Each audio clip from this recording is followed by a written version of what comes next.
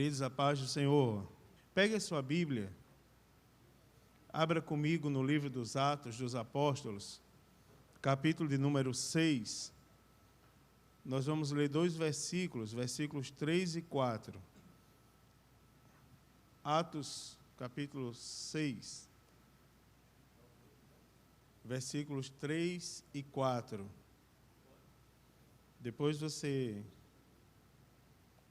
acompanha ali pelo seu material. Atos 6, versículo 3 e 4 diz assim: Escolhei, pois, irmãos, dentre vós, 7 varões de boa reputação, cheios do Espírito Santo e de sabedoria, aos quais constituamos sobre este importante negócio. Mas nós, perseveraremos na oração e no ministério da palavra. Amém? Pode sentar, queridos, adorando a Deus.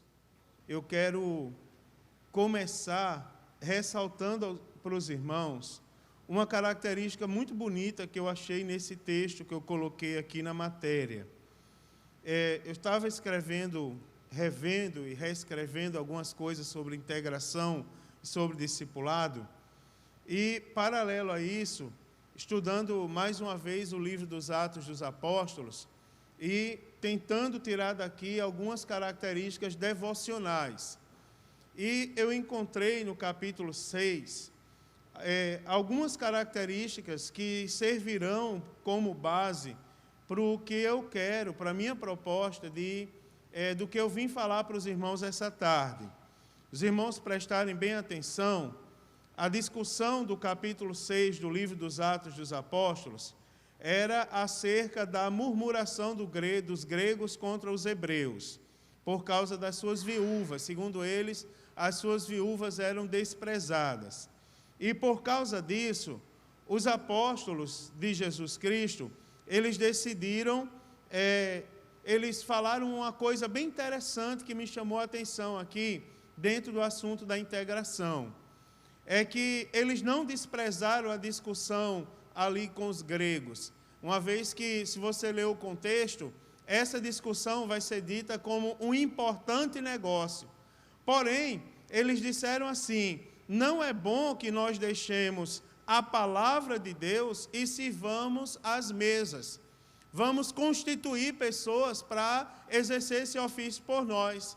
E o negócio era tão importante que eles chamaram a multidão de discípulos. Não foram qualquer pessoas, foram os discípulos que foram chamados, aqueles que aceitaram Jesus e eram seguidores de Cristo, e pediram para os discípulos escolherem, dentre eles, 7 varões de boa reputação, que fossem também cheios do Espírito Santo e de fé. Agora, não vou falar sobre esses varões. Eles dizem para que nós constituamos sobre este importante negócio, mas o que me chamou a atenção mesmo foi o versículo de número 4, onde eles dizem assim: mas nós perseveraremos na oração e no ministério da palavra. O que me chamou a atenção aqui é que os apóstolos, como eu já disse, eles não desprezaram a discussão que foi criada pelos gregos, mas eles chamaram de importante. Mas eles tinham um objetivo plantado no coração. Eles disseram: nós vamos perseverar na oração e no ministério da palavra. Ou seja, existem outras coisas importantes a fazer, mas nós temos um propósito plantado no coração de perseverar na oração e no ministério da palavra. É interessante isso. Nós não vamos abrir mão do nosso propósito. Nosso propósito é perseverar na oração e no ensino da palavra de Deus. Agora, os demais vão cuidar das demais coisas, que são importantes também, mas nós temos um propósito firmado. Isso me chamou a atenção porque eu estava estudando naquele período sobre o caráter da igreja. E o caráter da igreja não é outro senão dar continuidade à grande missão de Cristo, que foi e que é aproximar todos nós de Deus, aproximar o mundo de Deus. E eu estudando sobre caráter, eu cheguei nesse versículo e achei bem interessante. é que dá para a gente perceber no versículo 4, que os apóstolos de Cristo, eles tinham entranhado no caráter deles características que devem ou que deveriam estar também entranhadas em nosso caráter. Por exemplo, eu estava pensando, eu não sei se eu penso demais às vezes, que não precisa ninguém ficar mandando a gente evangelizar. Vocês já pensaram nisso?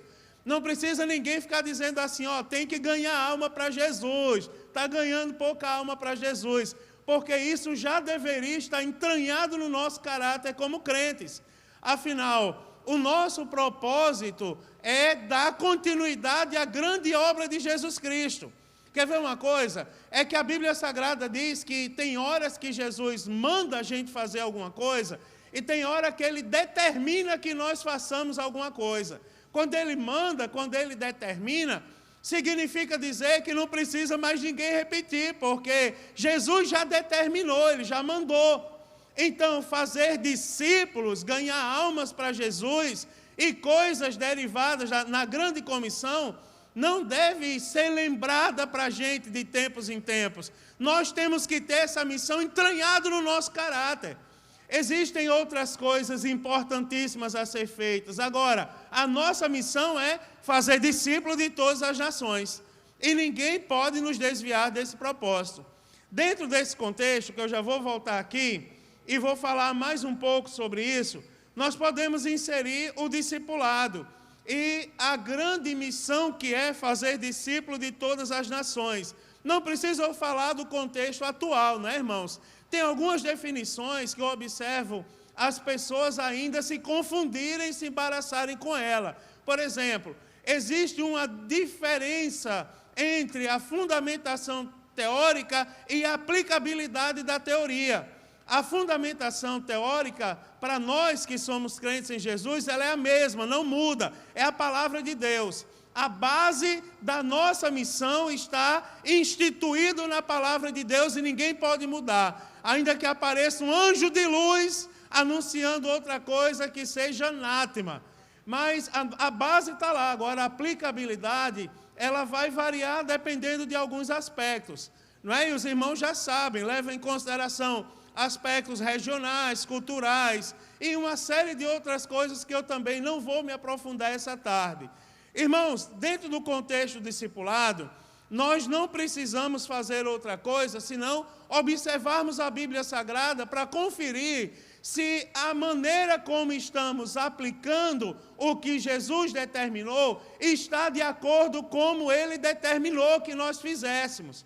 É esse o cuidado que nós temos que ter. Eu contei em alguns lugares aí onde eu passei, que eu passei numa igreja que eu me admirei com a quantidade de pessoas que aceitou Jesus. Aliás, a quantidade de pessoas não crentes que tinham naquele culto. Olhando essa igreja de frente, era como o pastor Adriano, se meu lado direito inteiro fosse de pessoas não crentes, mas era lotado de pessoas não crentes.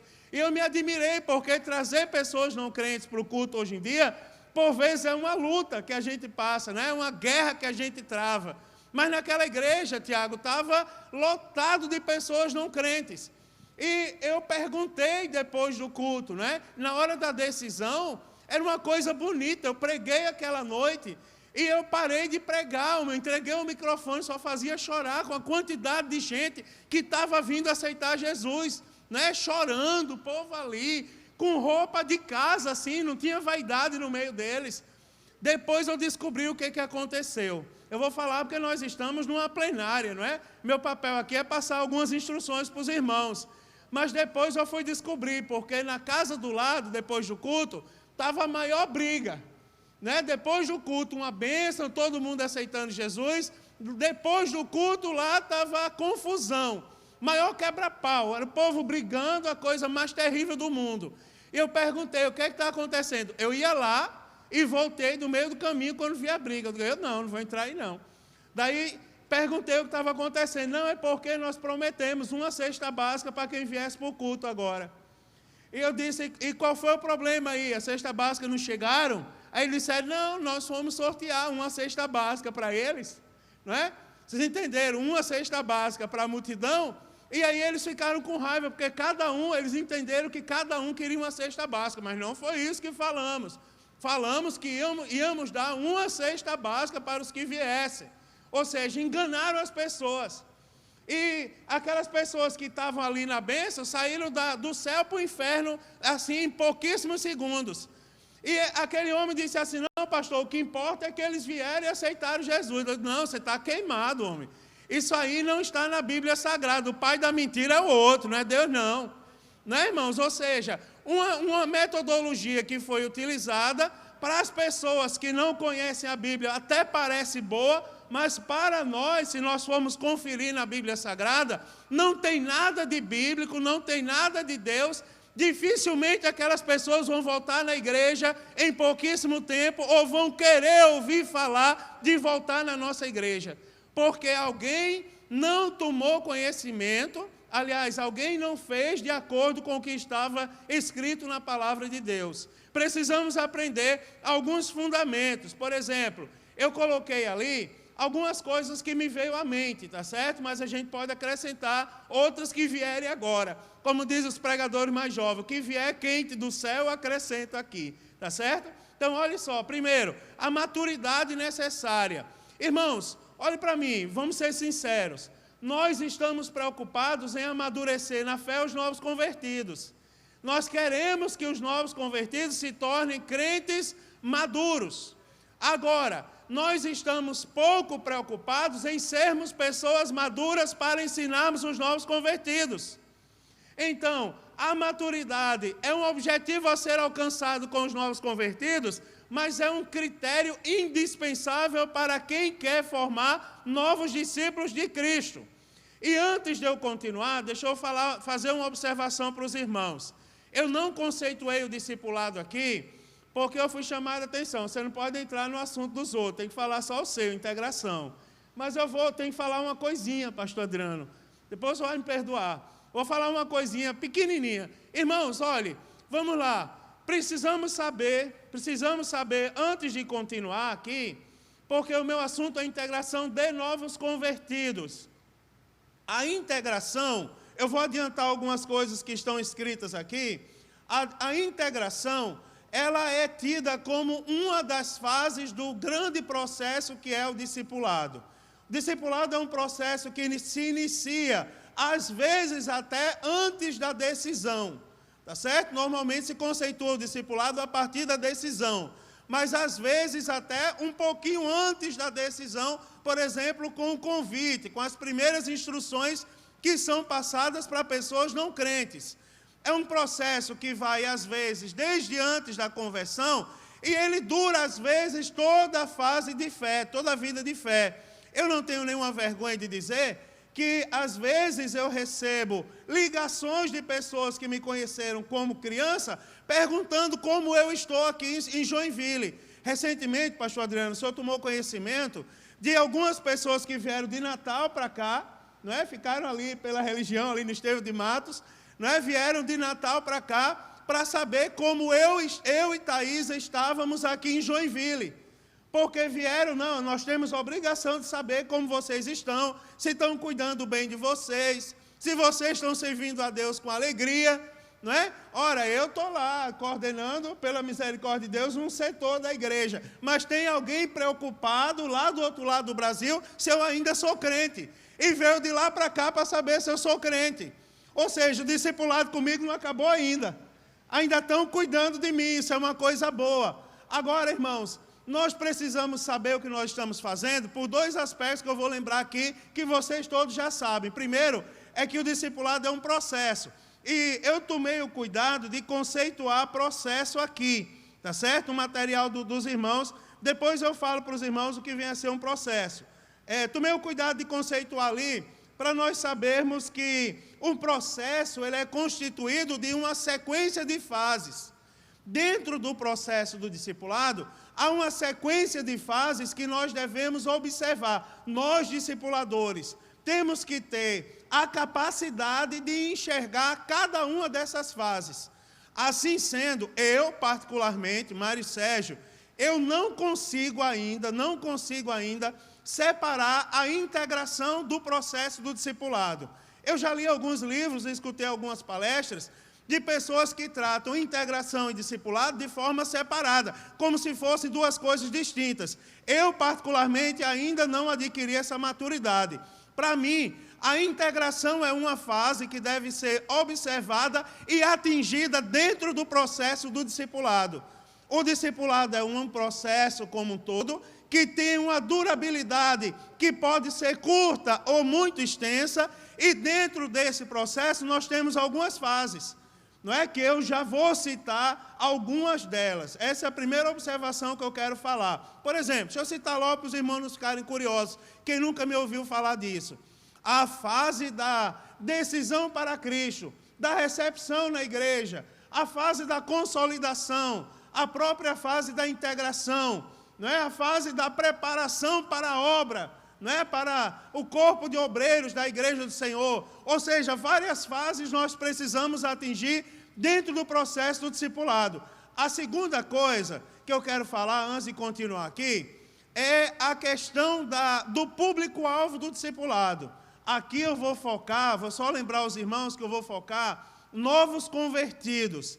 E, naturalmente, os novos convertidos são o público, digamos, predominante no processo do discipulado. Agora, novos convertidos não é o único público que o discipulado cuida.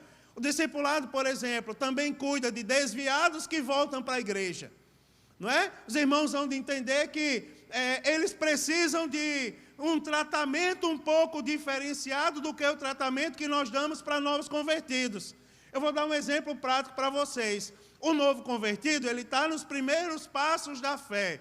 Ele precisa saber quem é Jesus, quem é o Espírito Santo, quem é Deus, por que ir para a igreja, por que ser dizimista, por que ele precisa se batizar. É o novo convertido. A maioria dos desviados que voltam para a igreja já sabe disso tudo.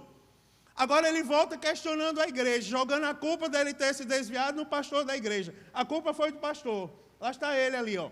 Né? Me desviei por causa dele. Um exemplo, todo respeito ao senhor, meu pastor. O senhor é meu pastor e é meu amigo também. Graças a Deus por isso.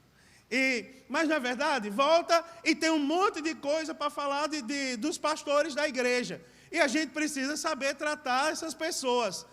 Novos convertidos, desviados que voltam para a igreja, pessoas não crentes que às vezes frequentam a igreja e não tomam a decisão por Cristo e ficam no nosso meio sem se decidirem, também são público do discipulado.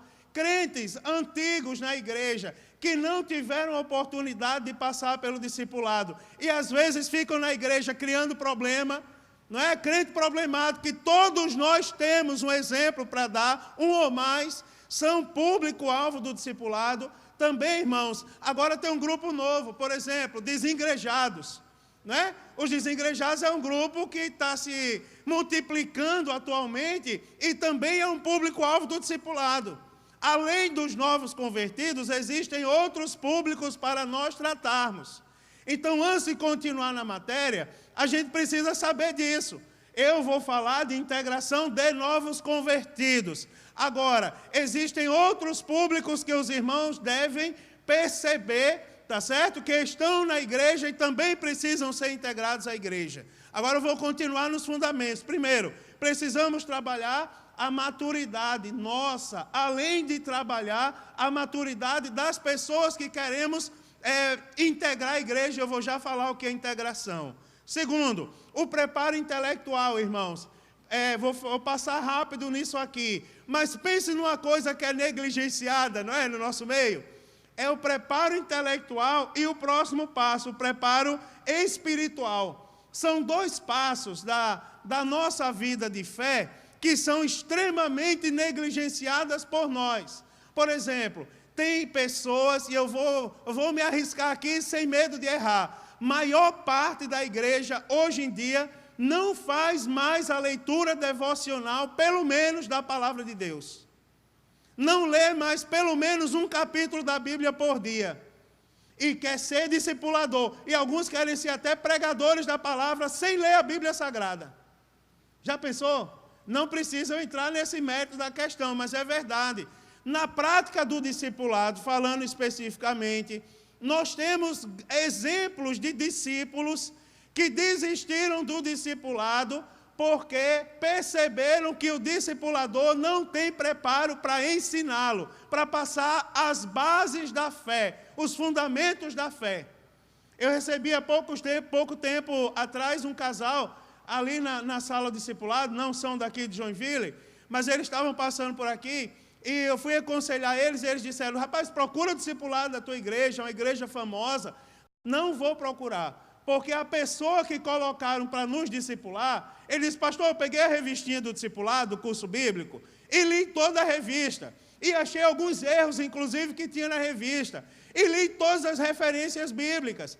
E quando eu pergunto para o meu discipulador, ele não sabe responder.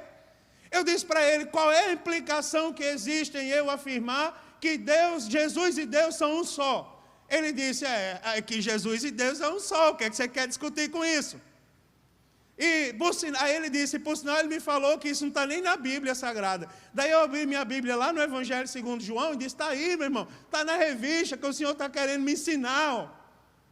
Está aí a referência, nem o senhor sabe a revista, como é que quer me discipular? O preparo intelectual mínimo, né, irmãos? O requisito para ser discipulador de Cristo não mudou, é ter amor pelas vidas. Agora, é impossível uma criatura, quando ingressa no processo do discipulado como discipulador, ele não sentiu o desejo de se aprofundar naquilo pelo qual ele está fazendo. Senão, ele não está sendo guiado pelo Espírito Santo. Quer ver? Eita, pastor, pegou pesado. Peguei não, estou falando a verdade. Não é? Eu sou pregador do Evangelho. Pregador do Evangelho fala a verdade. Pá! Vai lá e fala a verdade. Eu vou dizer, Jesus batizou o povo no Espírito Santo para quê, irmãos? Fiquem em Jerusalém, até que do alto vocês sejam revestidos de poder. E ser-me-eis o quê? Testemunhas. O que é que a testemunha faz? Ela fala. Um dia desse eu estava falando para o irmão, dizendo assim, se eu estiver errado, depois o senhor me corrige. Mas eu disse assim, pastor, eu falei para o irmão, imagine eu vou ser testemunha do senhor. Quando o Fabiano, que é o nosso juiz, disser, testemunha agora, eu vou começar a gritar. Ah! O juiz vai dizer, interna, que é doido, trouxeram a testemunha não, trouxeram um maluco. Não é verdade? Tem algum problema mental ele. Mas não é verdade? Testemunha aí do pastor. Aí eu vou começar lá. Interna. O que é que a testemunha faz? Ela fala do que diz respeito às coisas do céu. É ou não é, irmãos? Jesus, ele permaneceu, depois ressuscitou, a Bíblia diz, por um espaço de 40 dias, falando do que diz respeito às coisas de Deus. Não é bonito isso? Então, como é que um discipulador, ele não quer se preparar intelectualmente, nem espiritualmente? Irmãos, não mudaram as coisas de Deus. Vou passar rápido nisso aqui. Não mudaram as coisas de Deus, porque vocês já sabem, não é? Não mudaram as coisas de Deus. A vida devocional em dia, a oração, meu irmão, o jejum não saiu de moda ainda. Não é verdade? Não saiu de moda ainda o jejum. É verdade, a oração não saiu da moda ainda. Nós ainda precisamos orar, irmãos, por horas e horas de joelhos, chorando, pedindo misericórdia a Jesus. Não vou repetir as coisas que eu já falei, não é? Porque são antigas. Mas teve uma vez que eu falei aqui de uma pessoa que eu ganhei para Jesus do murro. Falei. Dei uma mãozada no pé do vidro do camarada, ele aceitou Jesus. Mas eu bati porque ele já tinha batido no bairro inteiro. E ele veio bater em mim. E eu disse, eu não estou aqui para apanhar, eu estou aqui para fazer a obra de Deus. Quando ele levantou a mão, eu disse, eu sei derrubar um cabo do seu tamanho. Pronto. Caiu no chão, aceitou-se tremendo, levantou-se tremendo e aceitou Jesus. Agora, irmãos, eu estava alguns dias em jejum. Tá certo? Não vai fazer isso em jejum não, que vai virar um escândalo. Não é? Eu estava em consagração. E para ganhar aquele homem para Jesus, quem é ganhador de alma aqui? Tem um monte, eu estou olhando aqui, tem um monte de situação inusitada para contar. Não é? Um monte de situação inusitada que, por vezes, Deus lhe usou para poder aquela pessoa aceitar Jesus. A prática nos diz isso. Agora eu vou falar, irmãos, os conceitos têm que ser fixados. Como é que nós vamos discipular sem entender o que é o discipulado? Como é, irmãos? Olha só, aonde é que está a base bíblica? Como vamos colocar o discipulado em prática? Qual é o meu foco? Tem pessoas errando o foco, tem ou não tem? Tem pessoas errando o foco. Nós somos, irmãos, pregadores da Bíblia Sagrada. Nós ensinamos a Bíblia Sagrada e cremos que a Bíblia Sagrada ela tem o poder de mudar a vida das pessoas. A palavra de Deus muda as pessoas. Não é? E nós não podemos perder esse foco. Os conceitos têm que estar fixados. Você precisa saber o que é discipular. Uma vez, não vou contar, mas tem pessoas saindo do foco. Terceira vez, terceira coisa aqui, quarta, aliás. A capacidade de percepção, olhe para mim, isso tem a ver, se envolve lá com o primeiro ponto que eu falei da maturidade. Eu estava falando que o discipulado ele é um processo constituído de fases. E eu, como discipulador, eu tenho que ser capaz de perceber como medir a febre do novo convertido que eu estou discipulando. Por exemplo, eu vou pegar algumas vezes Fabiano como exemplo, é o 2º ano que ele é minha cobaia.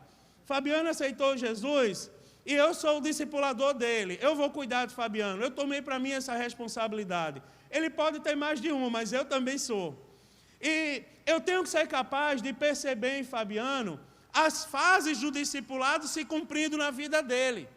Por exemplo, eu tenho que perceber se Fabiano de fato aceitou Jesus. Lembra que eu falei que uma das primeiras fases é a fase da decisão para Cristo? Eu tenho que perceber se Fabiano de fato tomou a decisão para Cristo. Por exemplo, todos vocês já viram um momento de profundo constrangimento com uma pessoa que visita a igreja.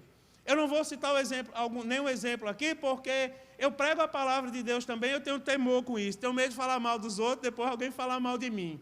Mas vocês já viram alguém que foi constrangido a levantar a mão aqui na frente, sem que aquela pessoa quisesse levantar a mão. Nós temos que ser capazes de perceber se de fato aquela pessoa que levantou a mão, ela tomou a decisão dela para Cristo.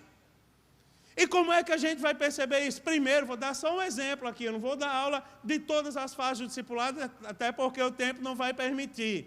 Mas eu tenho que primeiro iniciar, não é? De uma simples pergunta. Fabiano, você aceitou Jesus?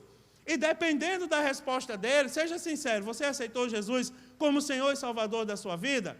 Fabiano pode me responder sim, não, ou talvez. Eu acho que sim ou eu acho que não. Eu tenho que explicar para Fabiano o que é aceitar Jesus. Fabiano, o que é aceitar Jesus como Senhor e Salvador da sua vida? E eu tenho que ser capaz de perceber se de fato ele aceitou.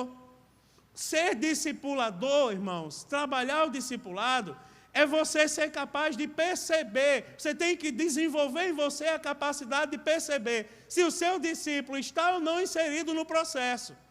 Uma vez que eu sei que Fabiano aceitou Jesus, e eu tenho conhecimento que ele vai enfrentar conflitos agora, que são conflitos naturais de uma pessoa que aceita Jesus como Senhor e Salvador, eu vou começar a trabalhar as outras fases. Por exemplo, eu vou perceber se Fabiano agora está consolidado na fé que ele da decisão que ele acabou de tomar. Vamos lá, Fabiano, eu quero lhe dizer uma coisa. Quem lhe trouxe para cá foi Deus. Quem lhe proporcionou esse momento de aceitar Jesus foi Deus. E você precisa saber de algumas coisas. Por exemplo, o que mudou na sua vida agora, depois que você aceitou Jesus? Porque eu já conheço os conflitos que ele vai passar, porque eu sou um discipulador. Um discipulador, ele tem os conceitos na mente. Eu sei que Fabiano vai ter essa dúvida em algum momento. E eu vou chegar para ele e eu vou trabalhar essas dúvidas na vida dele. Ora, Fabiano, tudo bem. Sabe quem lhe trouxe aqui? Foi Deus. Foi Deus que sabe o que mudou na sua vida agora. Você trabalha? Vai continuar trabalhando. Seu trabalho é difícil? Vai continuar sendo difícil. Você tem problema em casa? Talvez os seus problemas piorem a partir de agora. Não é verdade? Fabiano, é o seguinte, você tem amigos? Poucos? Se prepare, porque dos poucos que você tem, vai ficar um ou dois se ficar. Depois da sua decisão para Cristo. Sabe o que mudou na sua vida? Eu vou lhe falar, espiritualmente, o que mudou foi que o seu nome foi escrito no livro da vida. Sabe qual a implicação? Se Jesus voltar agora, você vai morar no céu. Agora você tem um fiel amigo do seu lado, não é qualquer amigo. O Espírito Santo, que sempre esteve do seu lado, agora você o aceitou. Ele habita no seu coração. Ele vai lhe consolar nos momentos difíceis. E você pode falar com ele até sem pronunciar uma palavra sequer. Ou seja, eu estou trabalhando a consolidação, que é para quando o Fabiano olhar e dizer assim, ó, e isso tem que ser tratado, porque você já viu o crente manhoso? Eu como discipulador, pela misericórdia de Deus, eu não uso algumas palavras. Por exemplo, Fabiano, meu bebezinho espiritual. Não, bebê espiritual é um termo nosso, de discipulador. Ele não pode saber que é um bebezinho espiritual, senão ele vai querer ser o resto da vida. Vai querer até que você bote fralda nele. E compre lá uma chupeta e diga, pegue, meu filho, pare de chorar. Não é? Ele tem que ser acostumado, o que, irmãos? Quando a tempestade vier, ele não vai sair do lugar porque ele está firmado na rocha. Ele não vai sair daquele lugar. É a fase da consolidação. Está entendendo? E existem outras fases que nós precisamos tratar. Agora, como nós vamos perceber essa fase? Quem tem que perceber somos nós que somos discipuladores. O que pode ocorrer? Foi uma dúvida que mandaram para mim há pouco tempo atrás. Disseram, pastor, eu pensei que o meu discípulo estava consolidado. Aí passei a trabalhar outra fase com ele. Esqueci a consolidação, porque eu pensei que ele não sairia mais do lugar, independente do vento que soprasse. Só que ele teve uma recaída. Sim, nós não sabemos o coração das pessoas. Nós percebemos o que está, não é, diante dos nossos sentidos. Aí ele diz, como resolver isso? Pega ele e começa a trabalhar a fase que você percebeu que ele fraquejou. Agora, nós temos que perceber, ter essa capacidade perceptiva. Eu vou comparar com atividades seculares. Olha só, por exemplo, uma vez eu fui falar com a fonoaudióloga e ela disse assim, pastor Mário, você já percebeu que o senhor tem uma disfunção na voz? Aí eu fiquei calado, porque toda e qualquer fonoaudióloga vai observar se você escuta bem ou fala bem. E faz parte da profissão dela ou dele dizer que a gente não tem um defeitozinho que precisa ser tratado, não é? Eu fui falar com um fisioterapeuta outro dia, estava discipulando, e ele disse, eu quero te ajudar, pastor. Tu já percebeu que tu tem um lado da cabeça maior que o outro? Eu disse, misericórdia. O que me disseram até hoje é que eu sou nordestino e tenho a cabeça grande. Agora que um lado era maior que o outro, eu nunca tinha percebido, não. Aí, mas tem, pastor, mas tem como corrigir. Quando o senhor estiver falando, o senhor faz assim, com a cabeça, ó. Eu não sei se era para esse lado ou para esse, agora eu esqueci. Aí ele disse, faz assim com a cabeça, vira um pouquinho, aí fica assim, regular. Aí o senhor vai sair bonito na foto. Porque normalmente o senhor parece estar com a cabeça para cá. Não percebam isso não, foi só o que o fisioterapeuta me disse, né? Aí, não fica olhando para mim para me dizer isso não. Mas, na verdade, eles são treinados, irmãos, para perceber alguma coisa errada na gente. Faz parte da atividade profissional. Eu não estou falando de atividade profissional. Eu estou falando de obrigação da igreja, que é fazer discípulo de todas as nações.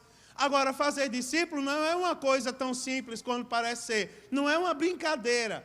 Você observe que eu tenho que ter percepção. Tá certo? Algumas pessoas não são trabalhadas nisso. Sabe por que tem discípulos que são abandonados? Não vou mais lidar com esse homem. Pense num homem difícil. Isso é um demônio que botaram para eu discipular, não é um homem, não. Eu não vou mais chegar perto dele, eu mesmo não. Se eu for lá, eu expulso, mando ele para o inferno de vez. Sabe por que tem pessoas que usam dessa linguagem ainda? Porque elas não são capazes de perceber a que ponto aquela pessoa precisa ser trabalhada. Entendeu? Então, a capacidade de percepção. Eu notei mais duas coisas aqui, que é o caráter. Irmãos, o caráter tem que ser muito bem trabalhado em nós.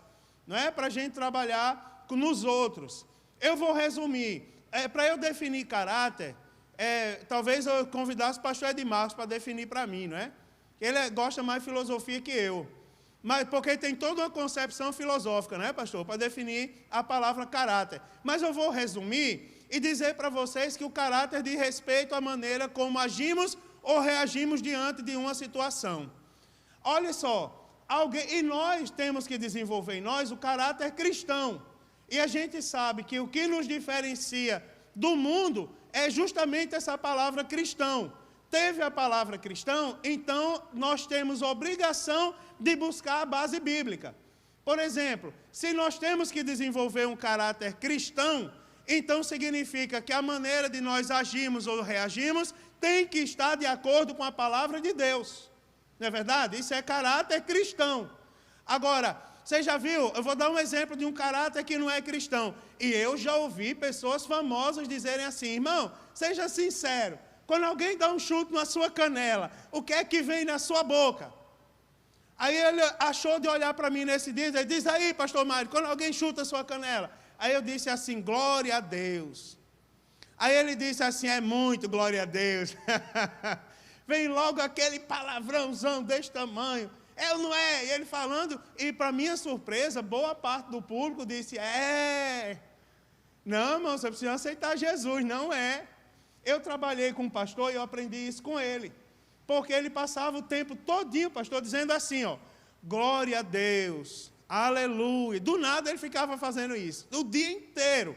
Glória a Deus, aleluia, louvado seja o nome do Senhor, glória a Deus, glória a Deus. Eu disse: pastor, pensa uma coisa boa é ficar perto do Senhor, porque a gente fica 24 horas num culto pentecostal, só dando glória a Deus e aleluia. Aí ele disse assim: antes de glória a Deus e aleluia, do que quando chutarem a nossa canela, vir outra coisa na nossa mente. Aí eu digo: eita Jesus, olha, o bobo do Mário Sérgio aprendendo mais uma, não é? Se o caráter é cristão, irmãos, então a maneira de agir ou reagir está de acordo com a palavra de Deus, não é? E se você prestar atenção, é isso que a gente busca nos novos convertidos. E busca em nós também. Sobre o discipulado, eu já falei para vocês qual é a minha visão sobre o discipulado, que é a visão da nossa igreja em Joinville. O discipulado é um processo constituído de fases. E aonde essas fases devem ser atingidas, uma a uma, para que nós tenhamos um discípulo de Cristo no final. Eu vou dar um exemplo de quando a fase não é bem sucedida. Aqui tem vários pastores presidentes, que eu tenho a honra de conhecê-los, pastor presidente de convenção, os que estão chegando, não é? Agora há pouco nós oramos por um pastor presidente, ali está o servo de Deus, hoje é o aniversário dele, por sinal, e a gente estava, meus pastores, é o seguinte: nós já vimos muitos obreiros manhosos, vimos ou não? Não respondam. Mas nós já estamos acostumados a conviver com obreiros manhosos, não é? Pessoas que a gente não pode. Eu já tive obreiros, pastor Adriano, que trabalharam comigo, que eu disse assim: olha, quando você acabar de executar a sua função na igreja, pegue aquela cadeira e bote no lugar dela. Não deixe fora do lugar, não. Pegue tudo que você tirou do lugar e bote no lugar e deixe a casa de Deus em ordem. Por causa disso, meu Deus, o homem olhou para mim e disse: eu vou me desviar. E o culpado é você. Eu disse: mas só porque eu pedi para botar a cadeira no lugar? Aí ele disse: sim, eu vou agora mesmo para o bar. E vou me desviar. Não é possível o pastor pedir para botar uma cadeira no lugar. Eu digo: meu irmão, faça o seguinte, ó, venha cá, olhe para mim. Não fique com raiva não, criatura. Olhe só o que o seu pastor vai fazer. Aí eu fui lá, peguei a cadeira e botei no lugar. Eu digo: está ali, eu aprendi com meus pastores que ai do pastor que deixou de ser diácono. Não é? É muito triste. Aí fui lá, botei a cadeira no lugar. Pronto, se desvie mais não. Vá para casa, durma em paz. Perdoe seu pastor, nunca mais vou pedir para você botar a cadeira no lugar. Mas eu fiquei pensando, já era uma pessoa de idade, mas eu fiquei pensando assim: é o exemplo de alguém e nós vivemos isso, que aceitou Jesus, pulou todas as fases e colocaram ele lá no último lugar. Aceitou Jesus, já foi ser obreiro. Ninguém ensinou para ele as bases da fé dele, ninguém falou de ética cristã para ele, ninguém preparou ele para falar, para responder. Pastor Adriano, sabe como eu fui consagrado a presbítero na igreja? Eu vou falar publicamente, porque só para a gente ver essa questão aqui do discipulado, do processo do discipulado, para a gente entender. O meu pastor, ele colocou um grupo de pessoas numa sala, pastor Ayrton, que ia ser consagrado a presbítero. A diácono, aliás, na igreja. Presbítero não, a diácono. Foi assim que eu fui consagrado a diácono. Aí ele passou pela porta 40 minutos depois do horário que ele tinha marcado para vir falar com a gente. Passou na porta aquele pastorzão para lá, voltou para cá, aí entrou na sala e perguntou ao pastor que vinha com ele: Eliseu, a sala cheia de gente, aonde estão os candidatos ao ministério? Aí o pastor falou assim: então aí, pastor, são esses. Aí ele olhou, fez assim, botou a mão aqui assim, aí disse: e não tinham candidatos melhores? Aí saiu. No que ele saiu, começou murmurou de lá: isso é uma humilhação. 40 minutos depois, esperando para ouvir o homem vir dar uma palestra para a gente, ele entra e diz que a gente não presta. Eu peguei o que estava do meu lado e salvei. Eu disse assim: cala a boca, que eu fui criado aos pés desse homem. Fique no seu lugar, eu estou sendo usado por Deus. E ele querendo: não, eu vou embora também. Fique quieto, rapaz. Depois você vai me agradecer. Depois de muitos se levantaram, pegaram a bolsinha, a mochilinha, o paletó e foram embora. Depois de mais meia hora ele voltou, com a mão para trás, como quem não queria nada. Daí chegou lá na sala, olhou, aí disse assim, aí voltou, aí olhou de novo para a sala e disse: cadê os candidatos ao ministério, Eliseu? Aí o pastor Eliseu disse: pastor, foram embora porque estão se sentindo humilhados pelo senhor. Aí ele disse assim: é porque não estavam preparados para ser obreiros. Eis os candidatos ao ministério. Por quê, irmão? Olha só o que eu estou falando isso. Para você entender a importância do processo. Você já viu um menino que não foi acostumado a respeitar o pai e a mãe? O que ele não faz na fase adulta? Você está entendendo? A importância de você perceber o discipulado como um processo de fases é porque você vai cumprindo fase a fase e no final você tem um discípulo de Cristo. Agora, quando você pula as fases ou você simplesmente não a cumpre, você tem pessoas problemáticas. Agora eu vou adiantar aqui, para entrar aqui no assunto, que uma dessas fases, eu tenho terminado dentro do meu horário, é a fase da integração. O que é integração? A fase da integração, irmãos, é uma fase indispensável e é uma fase que é confundida com dar uma função ao novo convertido na igreja. Porque a gente diz assim, a integração em termos básicos é tornar o crente participante da igreja. Tem alguém dormindo aí? Diga amém. Hã? Não, né? Ainda não. Então olhe para mim, vamos continuar. Não ia dar o glória que eu prometi. Olhe para cá, que eu já estou terminando. Meu tempo está acabando. Hoje eu estou comportado, irmão, não posso gritar não. Olhe, vamos para mim, olhe para mim. O irmão perguntou: pastor, você não vai contar uma piada hoje? Não, não pode. Crente não conta piada. Às vezes a gente conta uns causos assim que acontecem, mas eu vou evitar isso hoje. Vou lá para a matéria, porque eu estou com vontade de ensinar hoje. Olhe, então olhe para mim. A fase da integração, ela é indispensável. Agora, nós costumamos definir integração como tornar um crente participante da obra de Deus. Agora, tem pessoas que confundem tornar o crente participante com dar uma função para ele na igreja. Olha só, tornar participante não é necessariamente dar uma função para o crente, uma função ministerial, tá certo? Dar uma função ministerial para um crente na igreja. É porque não é um erro que comete hoje? Vou segurar Fabiano na igreja, ele aceitou Jesus. Fabiano, vamos ali, Fabiano, você sabe tocar violão, toca aquele violão lá. Aí vai lá e diz para outro: ó, já peguei Fabiano, ó, minha estratégia aí, ó. Minha estratégia aí, nota 10, nenhum de vocês tiveram essa ideia. Peguei Fabiano, e Fabiano sabe tocar violão, já vou botar ele lá no violão para não perder Fabiano. Integrar, às vezes você está cometendo um mal, porque você sabe que tudo que a gente faz na obra de Deus tem a questão espiritual que nós sofremos. E só para responder a pergunta que eu pulei, que eu disse que ia responder e não respondi, o novo convertido passa mais luta depois que ele aceita Jesus. Não é que Jesus acrescente luta na vida dele. É porque, irmão, é simples a explicação. Ele vive uma vida de pecado. Quem é que está na lama enxerga que está na lama. Não é? Tem um monte de gente do Nordeste aí. Está lá, meu primo, ó, veio lá do Nordeste. Ali, veio lá de nós, lá de onde? Maceió? Pernambuco, sei lá, assim. Lá do sertão de Alagoas. Lá em nós, irmão, o carnaval é terrível. O período do carnaval é terrível. Quem mora nas capitais, aqueles trio elétricos, aquele é trio do inferno mesmo. Mas é terrível aquilo ali. E eu estava, lá em Natal tem um bloco de carnaval, que é o Bloco dos Cão. E o povo faz jus ao nome, Bloco dos Cão, bota até um chifrezinho na cabeça, assim, uma amélia. Sabe o que é que eles fazem? Eles vão lá no último dia do carnaval, se mela com a lama do mangue e sai na rua todo sujo de lama do mangue, dizendo que é o Bloco dos Cão. E eu estava com uma pessoa recém-convertida, com 1 ano de fé, mais ou menos, e ele disse assim, pastor, eu estou vendo esse povo aí sujo de lama, ó. Meu Deus, eu não percebi o quanto eu fiz parte disso, não tem 1 ano.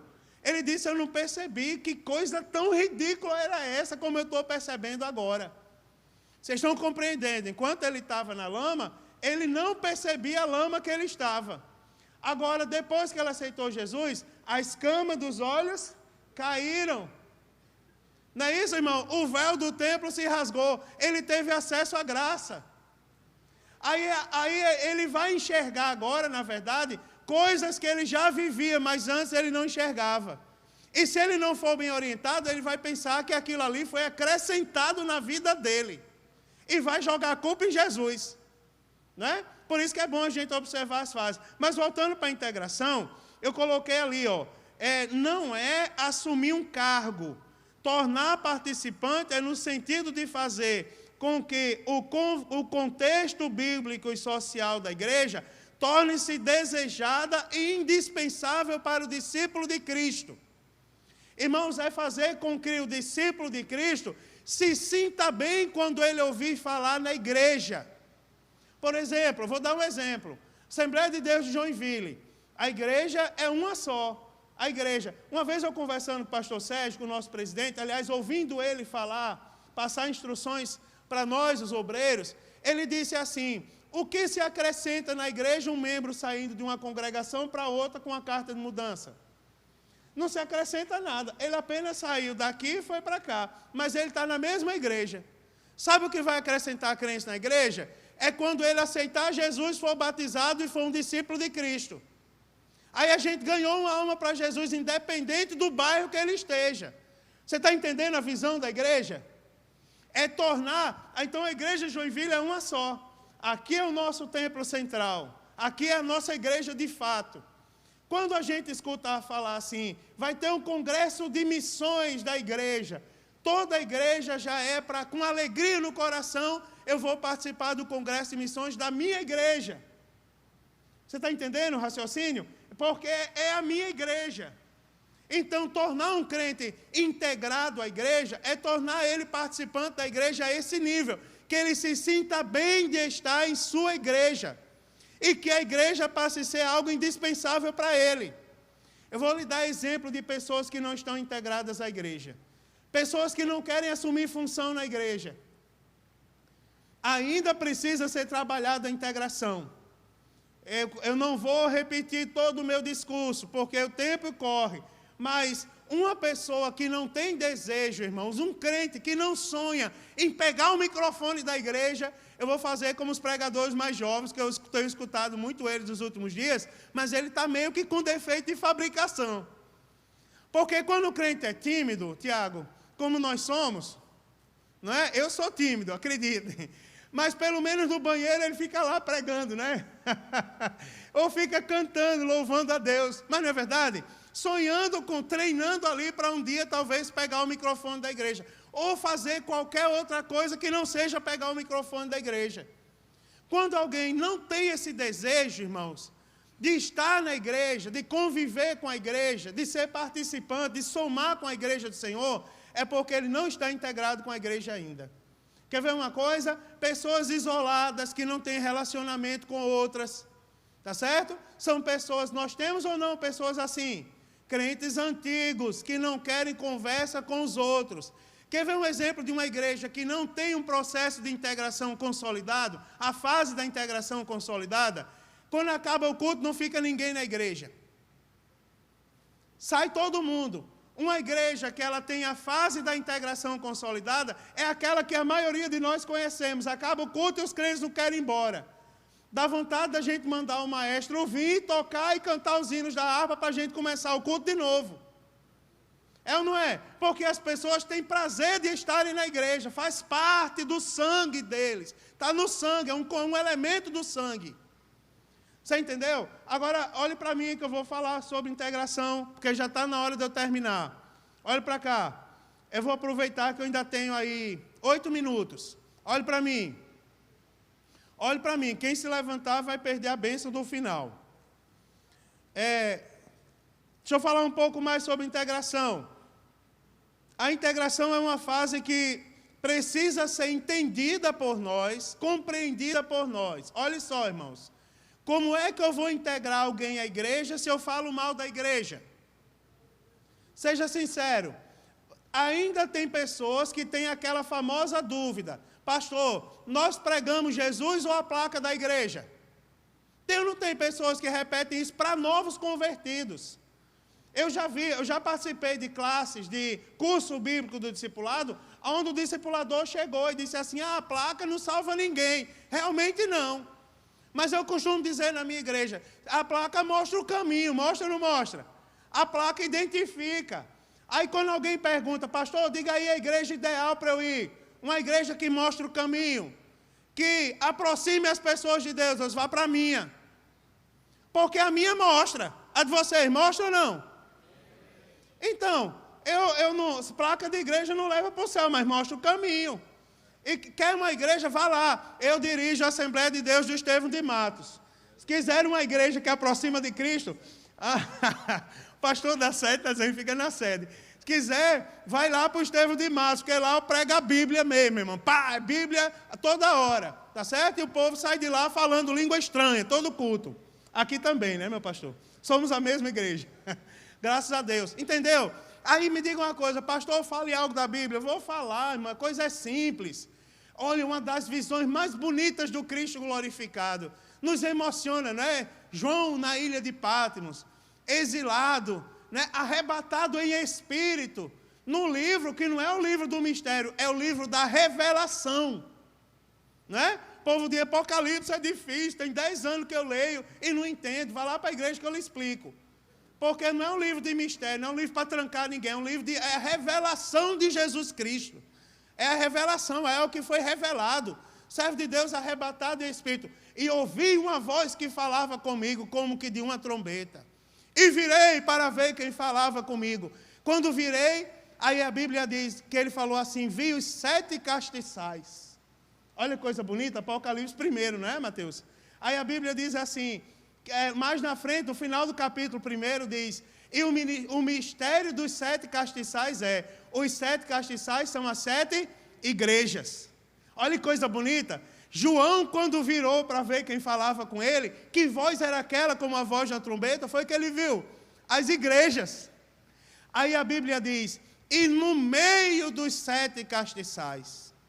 No capítulo 2 a gente vai aprender que ele não estava parado, ele estava passeando no meio dos 7 castiçais. Ou seja, no meio das 7 igrejas. E no meio da igreja, irmãos, vi um semelhante ao Filho do Homem. E começa a descrever o Cristo glorificado. Não é bonito isso? E como é que o povo não quer mais integrar os outros à igreja? Porque não tem compromisso com a igreja. Quer ver uma notícia mais bonita ainda? Jesus, quando voltar, Tiago, ele não vem me buscar, nem vem lhe buscar. Eita, o pastor endoidou agora. Corta isso, pastor Cássio, da filmagem. Né? Jesus não vem me buscar. Jesus não vem buscar você, Fabiano. Jesus vem buscar a igreja. E quem não for parte da igreja, irmão, nesse negócio, está mal, tá ou não está? Está mal. Aí diz, não, mas é a igreja universal formada por todos os crentes do mundo. Sim, e os crentes do mundo se reúnem aonde? É ou não é na igreja local? Na igreja física, na igreja palpável. Não é verdade, irmãos? Então está aí a base, integrar novos crentes à igreja. Fazer com que eles sintam prazer em fazerem parte da igreja. A igreja tem que correr no sangue dele. Porque tem aquela pergunta que tem um ensinamento errado, que proliferam por aí, que é a seguinte, ó. Se você vai num culto um dia, você não precisa ir em outro. Você vai no dia da semana, não precisa ir em outro. Você vai no dia no final de semana, não precisa ir em outro. Quem inventou isso, irmãos? Uma vez eu estava ensinando sobre evangelização, e eu disse assim, uma vez eu estava num lugar onde estavam pregando, pastor Vanderlei, aí alguém cometeu a proeza de dizer assim, saúde os irmãos com a paz do Senhor e os ouvintes com a boa noite e salvação. Eu disse, mas eu queria achar o autor da boa noite e salvação, porque eu ia pegar ele e ia disciplinar. É verdade. Porque Jesus, quando mandou os 70 de 2 em 2, ele disse, em qualquer casa que vocês entrarem, saúde com a paz. Se ali houver um filho da paz, a paz vai permanecer lá. Se não, volta para você. Agora, essa parte não nos cabe. Ficar ou voltar não é problema nosso. A nossa obrigação é saudar todos com a paz. Você está entendendo?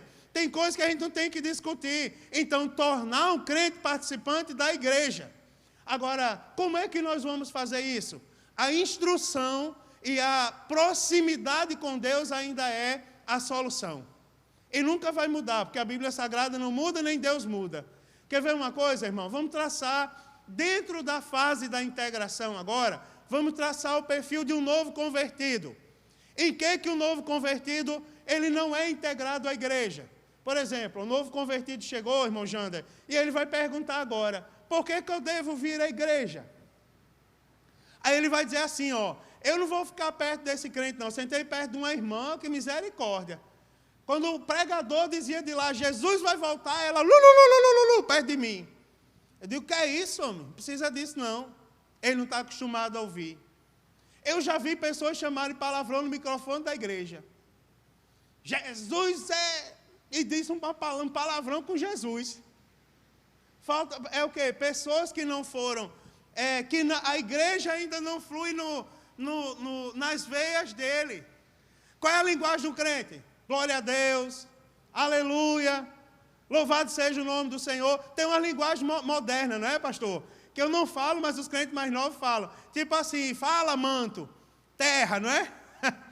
Eu não chamo ninguém de terra, mas não falam, né? Os mais novos nos falam, né?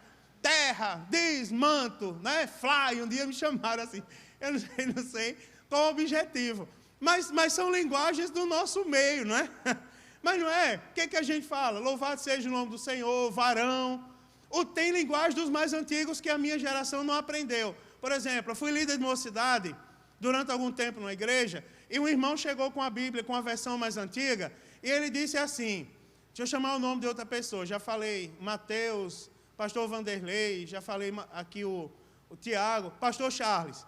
Daí eu estava num lugar onde o irmão pegou uma versão mais antiga e disse assim, mancebos, eu vos escrevo porque vocês são fortes. Olhe, mancebos dessa igreja. Aí eu lembro que um rapaz falou perto de mim, e eu mesmo não sou mancebo não, se ele quiser ser, vai ele. Eu não sei o que ele entendeu que era um mancebo, mas ele achou aquela palavra estranha. Mas essa é a linguagem do crente. E o novo convertido não tem a linguagem de crente. Pois não, meu pastor?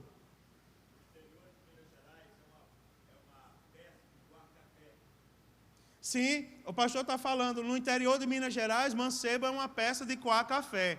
Naquela versão da Bíblia é um jovem, não é um crente de pouca idade. Então é assim, mas você observa, o novo convertido não está acostumado a falar, a usar a linguagem de crente. A mesmo aos costumes, a se vestir como crente, não é? E outras coisas mais, a respeitar a liderança da igreja, não é? A ser ensinado sobre a hierarquia da igreja. Irmãos, com toda sinceridade, olhe para cá, eu não vou entrar nesse mérito, mas só para vocês compreenderem o que eu quero dizer. Quando, na minha época de crente, a gente não podia tocar na cadeira que o pastor senta. É verdade, porque era a cadeira do anjo da igreja. Mas não era uma coisa sem sentido, era uma questão de respeito. Respeito ao pastor da igreja. Aquilo ali é a cadeira do anjo da igreja. Ninguém tem direito de sentar lá, só ele. Hoje em dia os meninos sentam, tiram selfie, não é? Lá na igreja um dia chegou um rapaz de outra igreja, que não era da minha, que os da minha igreja são ensinados. Mas chegou um rapaz de outra igreja, daí sentou lá, sentou de lado, botou as pernas aqui, assim, se trepou na cadeira que eu sento, e compraram as cadeiras da igreja, aquelas que giram, deu mais um giro lá, Aí eu na cadeira do pastor, né? O bobão botou lá no Facebook. Você vai ser condenado com cadeira e tudo, né, irmão? Profanando a cadeira dos outros, né? Então, olha só. Mas não é interessante? O novo convertido, ele não é acostumado. Para que eu tenho que respeitar um pastor da igreja? Então, tem áreas de integração que precisam ser trabalhadas. Já acabou meu tempo e eu não imaginava que o pastor Juari fosse chegar exatamente nesse horário. Mas já que ele chegou, eu vou respeitar o meu coordenador e vou dizer o seguinte, ó. A integração. Aí tem alguns, irmãos, que alguns de vocês já conhecem, já me ouviram falar nisso, mas vocês, os que não conhecem, é importante ler. A integração espiritual, tá certo?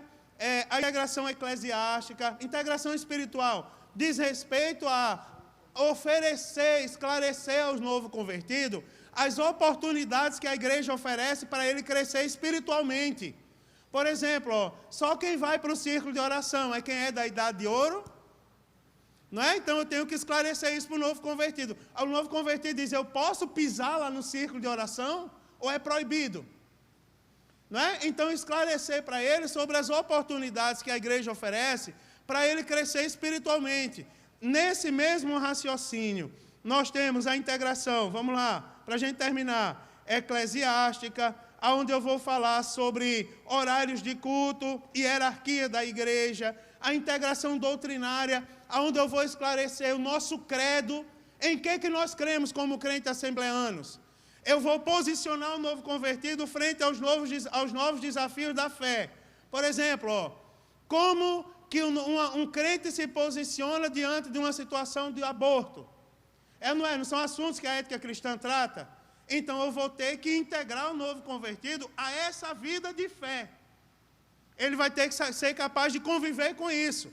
Por exemplo, ó, pode no nosso púlpito, no púlpito da nossa igreja, no altar da nossa igreja, a gente transformar ele num ringue de MMA? Por que nós não fazemos isso? Porque existe uma base doutrinária para o altar da nossa igreja ser organizado dessa maneira, com a cadeira dos ministros, com o púlpito onde nós posicionamos a nossa Bíblia, não é? E assim vai, ó, a integração social, a integração emocional, até chegar à integração cultural, aonde eu vou falar de costumes mesmo, irmãos. Aonde eu vou explicar, tem que explicar, entendeu? Sabe por quê? A Bíblia diz, muitos pecam por falta de conhecimento.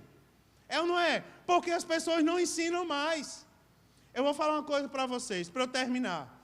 Pastor, quer dizer que a gente tem que falar de usos e costumes? Tem. Tem. Nós somos assembleanos. Agora, preste atenção, quando eu não falo sobre isso, não precisa alguém atacar alguém para aquela pessoa ser escandalizada na igreja. Não precisa. Naturalmente, ele vai ver as pessoas se comportando de uma maneira e ele vai se sentir constrangido porque ele está se comportando de outra maneira. Ou ele toma aquela atitude de viver na defensiva, e aí tem que ter a nossa capacidade de percepção para chegar no novo convertido e dizer, ó, não é as pessoas que estão erradas, é porque faltou alguém lhe dizer alguma coisa a mais, que é integrar aquela pessoa à igreja no sentido cultural. Entendeu, irmãos? Então, a integração é uma fase que nós não podemos fugir. E eu vou falar uma coisa para vocês, vou dar um dado aqui, que depois eu cito para vocês a fonte. 70% dos casos que nós temos hoje de pessoas que se desviam da igreja, quando você vai tentar perceber em que ponto da fé aquela pessoa falhou, eu vou dizer uma coisa a você, foi na integração. Tá certo? Você vai perceber que foi na integração. Que Deus nos abençoe e que, se Jesus não voltar, nós possamos ter outra oportunidade. Pastor Juari.